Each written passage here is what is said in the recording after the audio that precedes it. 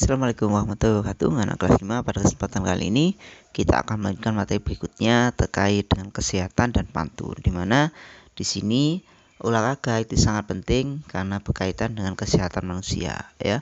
Untuk menjaga kesehatan manusia, maka kita perlu berolahraga dengan teratur. Salah satunya manfaat dari olahraga yaitu dapat memperlancar peredaran darah sehingga tubuh kita akan terasa sehat, ya. Nah, di sini ada juga pantun terkait dengan itu, ya, terkait dengan bagaimana kita yang Ustadz ingatkan dalam pantun ini ada dua hal. Yang pertama, pantun itu terdiri dari 4 baris, ya. Nah, di mana ini terdiri dari dua bagian utama. Yang pertama adalah bagian sampiran dan yang kedua adalah bagian isi, ya. Dan selanjutnya dalam pantun itu biasanya bersaja AB, AB, ya. Jadi ada beberapa ciri yang perlu kalian amati. Yang pertama, pantun terdiri dari 4 baris. Yang kedua, bersaja AB, AB. Yang ketiga, ada sampiran dan isi. Dan yang keempat, ya, yaitu terdiri dari 8 sampai 12 suku kata, ya. Jadi 4 hal itu harus kalian ingat-ingat terkait dengan ciri-ciri pantun, ya. Selanjutnya di sini, ya, terkait dengan kegiatan itu, maka kita akan mempelajari tentang ini seperti yang tadi saya jelaskan bahwa pantun memiliki 4 ciri utama, ya. Yang pertama yaitu terdiri dari 4 baris. Yang kedua memiliki saja AB, AB. Yang ketiga yaitu memiliki terdiri dari sampingan dan isi. Dan yang keempat terdiri dari 8 sampai 12 suku kata, ya. Jadi 4 buah ciri dari pantun ini kalian harus benar-benar pahami, ya. Selanjutnya kita akan pelajari tentang peredaran darah manusia, di mana darah manusia itu sangat penting fungsinya, ya, dan sangat banyak fungsinya. Yang pertama, fungsi darah sebagai alat pengangkut sari makanan dan oksigen, ya. Yang kedua, menjaga agar temperatur tubuh tetap normal, ya.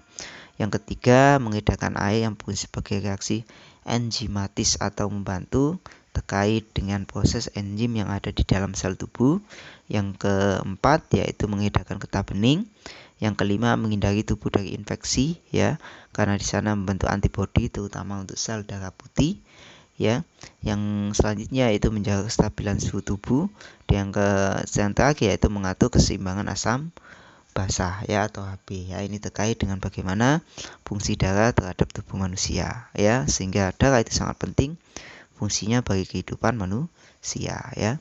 Selanjutnya di sini pembuluh darah. Seperti yang tadi kemarin saya jelaskan bahwa pembuluh darah itu adalah tempat peredaran darah, di mana dalam pembuluh darah ini dibagi menjadi 3. Yang pertama ada arteri, ada vena, lalu ada kapiler. Arteri itu membawa darah dari jantung, sedangkan kalau vena membawa darah menuju ke jantung. Sehingga kalau yang kapiler itu pembuluh darah paling kecil yang ada di ujung-ujung tubuh kita, ya. Jadi itu fungsinya untuk menyebarkan darah, ya. Jadi itu terkait dengan pembuluh darah. Selanjutnya organ yang ketiga yaitu jantung, di mana jantung pada manusia terdiri dari 4 ruangan, ya, yaitu ada serambi kiri, serambi kanan, bilik kiri dan bilik kanan. Yang perlu diingat dari jantung merupakan organ yang berfungsi untuk memompa darah ke seluruh tubuh, di mana jantung ini itu memiliki katup yang besar di mana disebut dengan aorta, ya. Lalu yang perlu kalian ingat lagi, jantung itu dibagi menjadi 2 bagian utama. Yang pertama bagian kiri yang berisi dengan oksigen dan yang bagian kanan berisi dengan karbon dioksida, ya. Artinya diisi dengan darah yang kaya karbon dioksida, ya.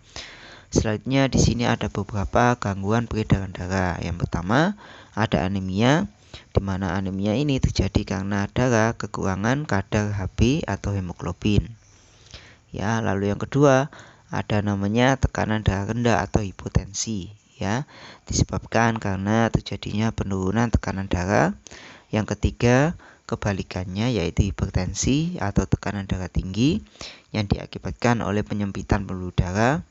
Yang keempat adalah kanker darah atau leukemia, ya, karena di sini terjadi adanya sel darah putih yang memakan sel darah merah Dan yang kelima adalah jantung koroner. Di mana jantung koroner ini yaitu jadinya penumpukan darah atau kolesterol pada arteri koronaria atau arteri yang menuju ke jantung sehingga bisa terjadi serangan jantung ya.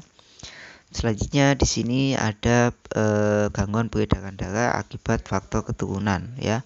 Yang pertama ada hemofilia, di mana pada hemofilia ini disebabkan karena darah sulit untuk membeku.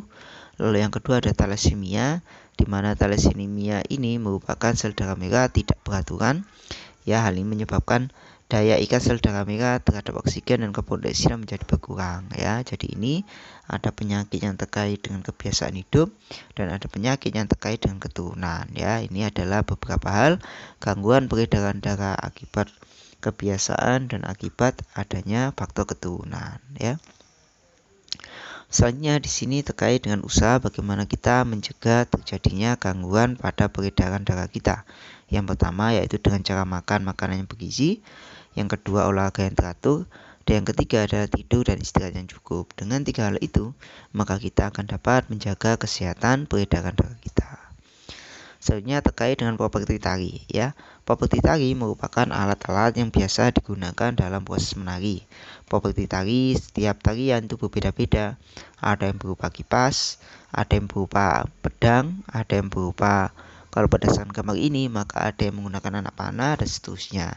Tapi kebanyakan setiap wilayah itu memiliki properti tari yang berbeda-beda tergantung dari jenis tari yang akan dibawakan ya. Oke, demikian pelajaran kali ini ya. Terima kasih.